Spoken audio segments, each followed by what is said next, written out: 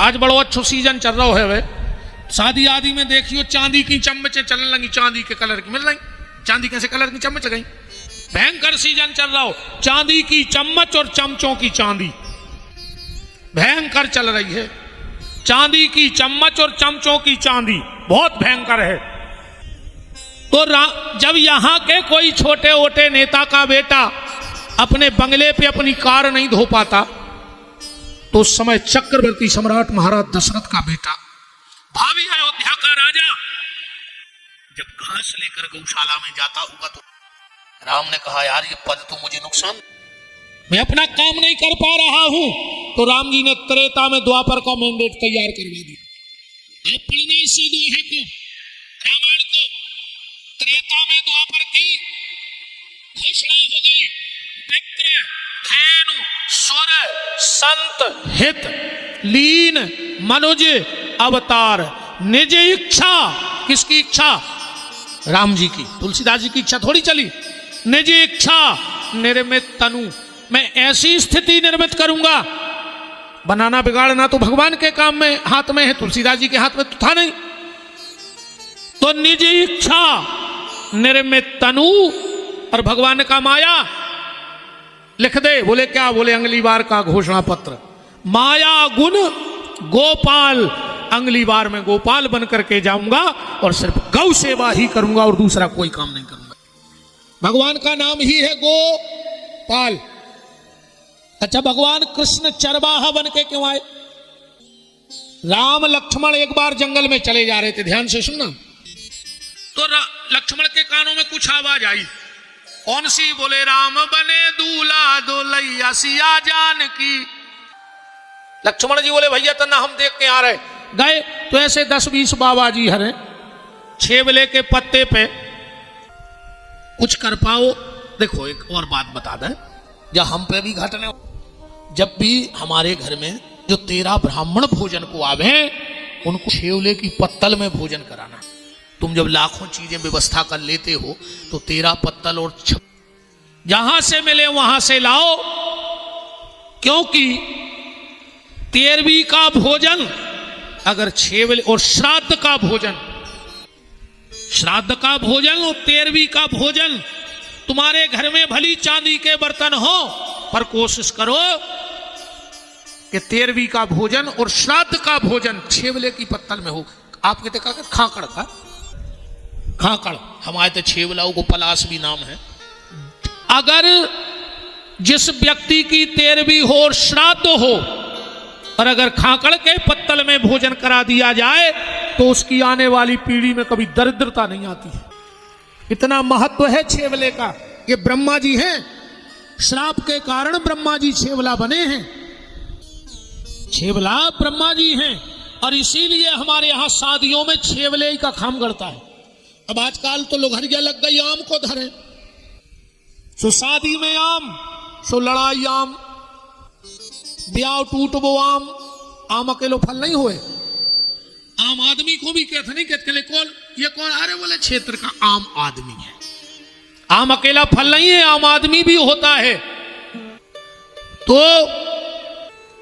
छेवले के पत्तल में भोजन जरूर कराएं। और एक बात और सुन लो, तना कड़वी है। अगर तुम्हें जो पता होए कि जो ब्राह्मण शराब पियत है, तो वो पत्तल उठा के नाली में फेंक यज्जू के आऊं। मन शराब पीने वाले ब्राह्मण को श्राद्ध में वो 13 महीने नहीं होती, चाहे श्राद्ध करियो ही नहीं। अगर शराब पीने वाला ब्राह्मण तुम्हारे घर में श्राद्ध और 13वीं का भोजन कर जाता है, तो उस आत्मा के करे कराए पुण्य नष्ट हो जात, और वो नरक की आत्माओं को कई जन्म बिगड़ जातो, अपंग पैदा होते वो जीव। अगर तुम्हें सात्विक शुद्ध ब्राह्मण ना मिले, तो शास्त्र में ऐसा लिखा है कि तुम किसी समाज के हो, अपने भांजे को बुलाओ, ओखो टीका लगाओ, ओके पांव धुलाओ, और ओखो बैठा कर श्राद्ध खुआ दे, भोजन भनेज को करा दे। पर शराब पीने वाले ब्राह्मण को भोजन नहीं कराना चाहिए, शास्त्र के विरुद्ध है। तो महात्मा पत्तों पे बेर मकोर धर के नच रहे। लक्ष्मण जी बोले बाबा जी क्या कर रहे? महात्मा बोले दिखा नहीं रहा कि राम जी की शादी हो रही। अरे लक्ष्मण जी बोले राम जी कहाँ है? कब ब्याह भाव तो महात्मा बोले के सुनो ठाकुर साहब, तुम्हारे भैया की शादी में एक कमी रह गई थी, वह हम पूरी कर रहे।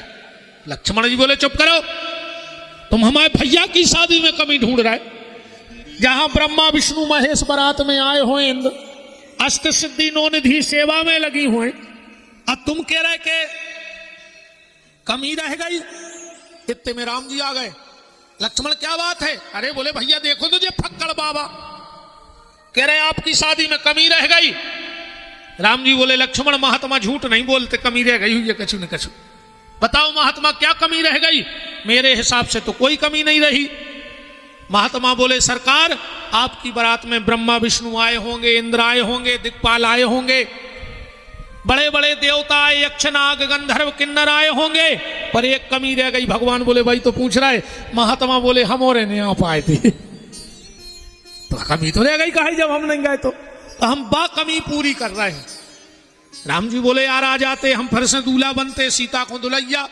बोले गए थे प्रभु पर आपसे मिल नहीं पाए, ये सो राजपद का काम को कि हमारे संत ही हमसे नहीं मिल पाए।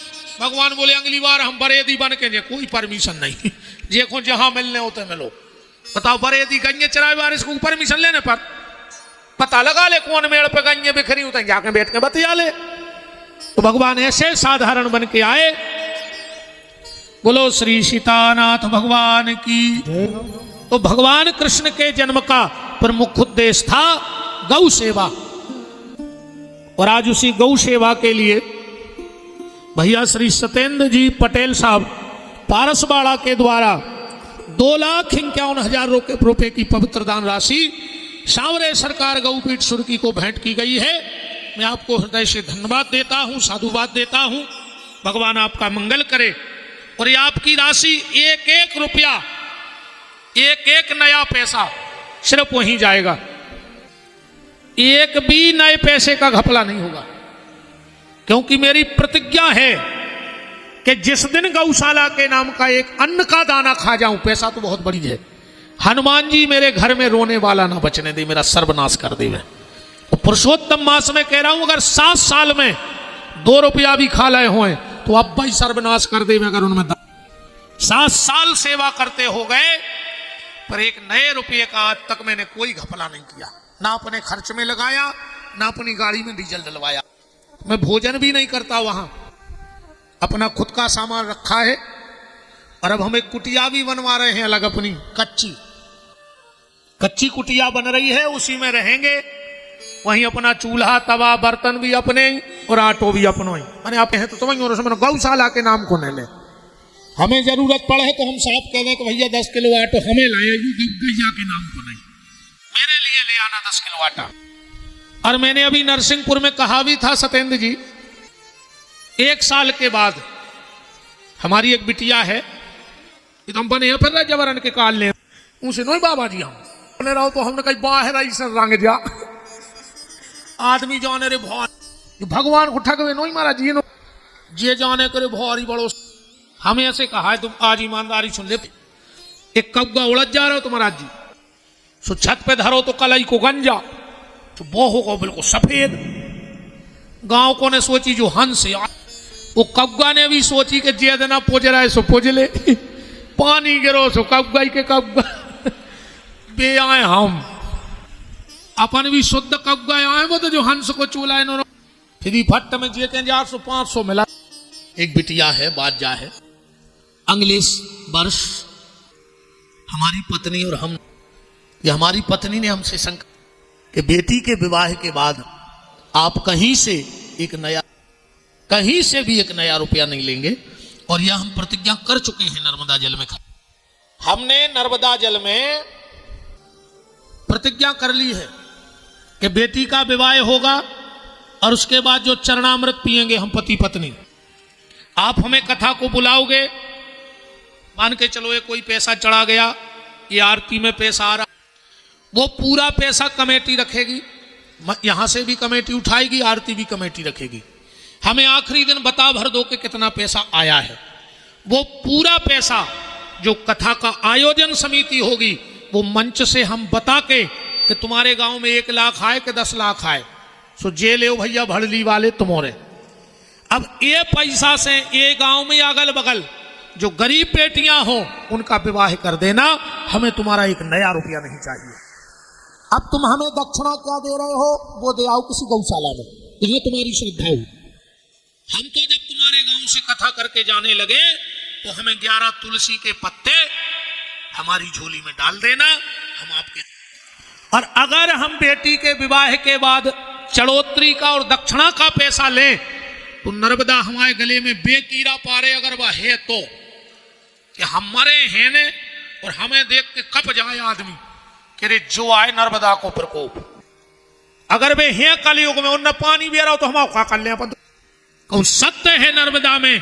तो अगर बेटी के विवाह के बाद हम किसी से पैसा लें, कथा का, चढ़ोतरी का और चाहे दक्षिणा, हमारा उद्देश्य है गरीब बेटियों का विवाह हो और अंधी अपंग अपाहिज गैया की सेवा हो। जिसके गांव में रहेंगे बस भोजन करेंगे पति पत्नी, और हमें जहां जाना है वहां तुम छोड़ाना, जहां हमें जाना है वहां छोड़ाना। अब को ने बोले समय गौशाला पक्की है, सो गोबर फेंके दो आदमी, खावे तो हमें दे है आदमी, हमें तो भरोसा। मुर्दे को प्रभु देते हैं लकड़ी कंडा आग, और जीवत नर चिंता करें जिनके बड़े अभाग। महाराज जी एक दृष्टांत पढ़ रहा था, मंच से कहने में थोड़ा अच्छा नहीं लगता है, पर इतना सुंदर भाव पढ़ा मैंने एक दिन कि आंखों में आंसू आ गए। महाराज जी सुनना बड़े मर्यादा में सुन लेना। एक गुरुजी का शिष्य था, अब उसको बहुत तकलीफ हुई उसमें। अच्छा वो दुनिया में कभी गया नहीं था, सिर्फ जंगल में रहो जिंदगी भर। एक दिन गुरुजी ने सोचा अब हमारे जाने का समय हो और अब इसको जिम्मेदारी सौंपे, तो कहा बेटा आज तू तो चला जा भिक्षा लेने। पहली बार वो लड़का भिक्षा लेने गया, बड़े मर्यादा में सुनना मेरी बात। एक घर के दरवाजे खड़ा हो गया और कहा कि कुछ मिले। तो एक बिटिया 25-30 वर्ष की कुछ आटा सीधा सामान लेके उस लड़के को देने आई, और उस लड़के ने उस बिटिया की तरफ देखा, अपना भिक्षा का पात्र फेंक करके और जोर जोर से रोने लगा। बहुत जोर जोर से रोया वो। तो उसकी मां निकल के आई, बोले महाराज क्यों रो रहे? अरे बोले तुम का पागल हो। बोले काय? बिल्कुल भोला था, दुनियादारी जानता नहीं था, बड़े मर्यादा में। वो तो दिमाग में हमने पढ़ा था, पर आ गया आज दिमाग में। वो लड़का बोला कि हमारे हाथ में इतना सा फोड़ा था और हमें इतनी तकलीफ हुई, और तुम्हारी इस बेटी को ये 2-2 फोड़े हैं, तुम इसका इलाज क्यों नहीं करवा रही? क्योंकि वो जानता ही नहीं था दुनियादारी। मां समझ गई कि भूला है। बोले बेटा ये फोड़े नहीं है। बोले फिर? नाम लेके बताया। बोले भगवान ने क्यों बनाए? तो उस मां ने कहा बेटा इसके यहां बच्चा होगा, इसके पेट से बच्चा होगा, और जब बच्चा होगा तो वो पायपान करेगा, इसलिए भगवान ने आने वाले की व्यवस्था इस लड़की के शरीर में कर दी। उस लड़के ने भिक्षा पात्र दूर फेंक दिया। बोले क्यों? बोले जो दुनिया में आया नहीं उस परमात्मा ने उसकी व्यवस्था कर दी, और मैं तो आ गया हूं तो मेरी व्यवस्था प्रभु देते हैं लकड़ी कंडा आग, और जीवत नर चिंता करें जिनके बड़े अभाग।